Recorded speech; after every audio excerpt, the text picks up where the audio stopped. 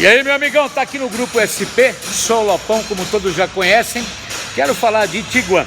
Tiguan que faz aquele barulhinho na hora que você esterça a direção para a esquerda, para a direita, tá produzindo aquele barulho.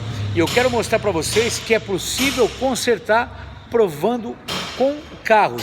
Olha só, eu tenho duas Tiguan aqui na loja, certo? Aliás, uma no elevador.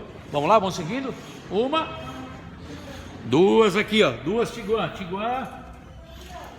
Outra Tiguan e mais uma Tiguan aqui, certo? São três Tiguans com o mesmo problema que eu acabei de falar. Barulho ao esterçar para a direita e para a esquerda. Uma caixa dessa é caríssima, se for comprar na concessionária, esquece que vai gastar uma fortuna. Agora, quer arrumar tua caixa, quer tirar o barulho? Anota o telefone que eu vou te dar. Anota aí agora, 23 64 7388 ou 11 970 98 1106.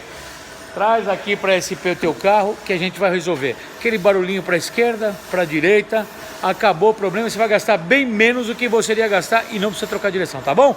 Estou aguardando uma visita sua, vem para cá.